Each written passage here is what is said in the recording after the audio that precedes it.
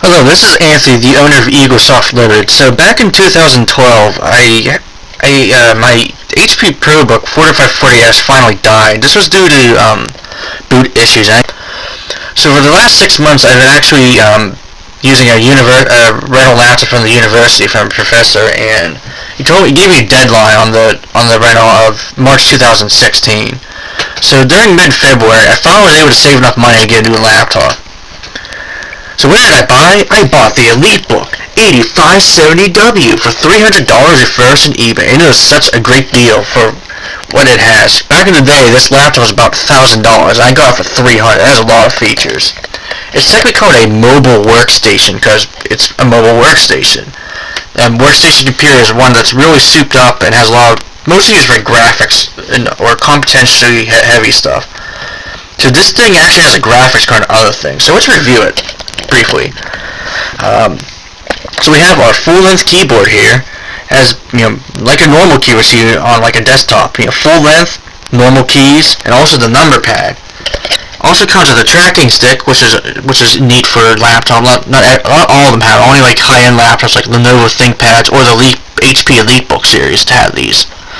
So you see, it's moving around the mouse. Also has a really big mouse pad. Actually, as big as the space bar, with 6 mouse buttons, two sets of 3. The top set's used for the trackpad if you really wanted to, and the bottom one is just used for the pointing stick. The other is just used for the trackpad. Your left mouse button, right mouse button, and middle, which I think is either used for the mouse wheel click or just scrolling up and down the mouse wheel. I haven't played around it very much. It also has a fingerprint scanner like most of the ProBook and Elitebook series, which is used for like signing in the websites and stuff, and just to authenticate if you are who you really say you are. The laptop also comes with according to CPU-Z, according to CPU-Z and everything else, it says it has an EyeToy Core i7 3720QM, which is a very good which is a very good quad-core processor. At 2.60 GHz up to 3.4 Intel Turbo Boost. And as you see, that's what has the same processor as I just said, and it has 4 DIMM slots, not 1, not 2, not 3, but 4 DIMM slots. So you can put 4 RAM sticks in. So you can type click and go up to 32 gigabytes of RAM. This thing came with 8. I decided to add more 4 gigabytes, upgrade it up to a whopping 16 gigabytes of RAM. So for the monitor has a resolution up to 1920 by 1080 backlit HD, and this is all powered by a graphics card, which is unusual for a laptop to have a dedicated graphics card. That means you can actually take it out and replace it with a better one if you really wanted to. So for that graphics card, this particular unit came with NVIDIA Quadro K2000M, which has a dedicated 2 gigabytes of VRAM, which is a very nice DDR3.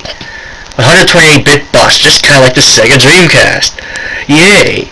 Also on the keyboard are a Wi-Fi button, mute button, an internet button, launches your browser, and a calculator button, which is very useful for a programmer like me. If you need to do like hexadecimal math, you just click that button and pulls it up. As for the ports this thing has, it also has a HD webcam there. I'm using a EyeToy, to record just because, 1, it's cool, and 2, because I can. It's like a cheap $20 webcam, why not? So for the ports, we have a display port. It's a kind of older audio-video standard. Slightly older to HDMI, so it's HDMI like it, same quality for the most part. We have 5 USB ports of this computer. Here is a USB /2.0 combo used for USB hard drives. It's made for it. 2.0. One can just be just for charging if you don't want to transmit data. Also have FireWire here. All these white plastics are dust covers. I 3D printed that college because one of the reasons that laptop died, I think, was just due to dust accumulating. I'm sure it led to its death. SD card slot, that's standard for most laptops these days. 2 3.01s USB ports, a microphone, and a headphone jacks most separately. I upgraded the sound driver to IDT HD audio it actually has stereo mix, which is very rare for a laptop these days, because stereo mix, you actually record the sound straight from the speakers without using a loopback cable. Just like, it's digitally perfect. Yep, there it is, the rare and elusive stereo mix. Very hard to find on hardware these days for Windows 7. Oh, yeah, it has Windows 7 Pro, I forgot to mention that. See, yep. With 16 gigabytes of RAM. What else? Also, optical disk drive here. It came, when I bought this thing, it came with a upgrade caddy, which allows you to put a secondary SATA hard drive in there. You know, so you have two at the same time. But I think it's missing an adapter, so I can't use it. So instead, I upgrade to a Blu-ray drive. Yeah, Blu-ray DVD Super Multi, so you can run pretty much everything except burned Blu-ray disc. But I don't need the Blu-ray drive with two lasers, one for DVD, I'm assuming, and below, and another one for Blu-ray. It also has VGA out and gigabit Ethernet port. That is awesome. On the back of this wonderful machine, we have a very nice, attractive, lit HP logo. Mobile Elite workstation. A 56K modem port for legacy purposes. Our power port. And on the back, we have the battery, and a docking port. So, like some of the more higher end laptops have a docking port, which you can put your laptop on and it will charge at the same time, and it has a part replicator. So, if you really wanted to connect to your external monitor. And according to I was playing with the BIOS the other day, and the BIOS has settings for serial and parallel ports. So with legacy settings, so you actually use it for like programming old microchips or whatever you want to use them for. One reason why I bought this laptop. One of the reasons for gaming development, especially for the CAD end, because of that graphics card, and because it's very extensive with all the hardware, legacy hardware. Also has over here, if you can see it. Also have a express card 54 port. So those old cards back in the day which you can put on and expand hard, it has one of those. So another thing to upgrade this computer to have is to have a HP Express card analog TV tuner, which allows you to record analog TV. You can't anymore because it's all digital. Or with this RCA thing, you can record RCA out from any retro video game console or whatever. So here's the card itself. There's the coax cable, which I just showed you, and this is the weird proprietary port where you can plug this thing in and record S-video and RCA, like that. Yeah, it works. In this blog post, and the corresponding blog post, I have a video recording of Super Mario Brothers from a Family clone. So it's okay quality. So that's pretty much everything about laptop. It's very good.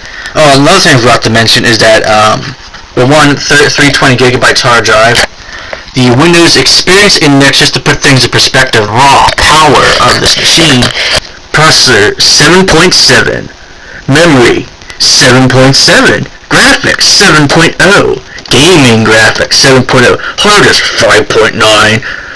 Because it's determined as the lowest subscore because it's stupid. But yeah, everything's 7 except the hard drive, so it's very good.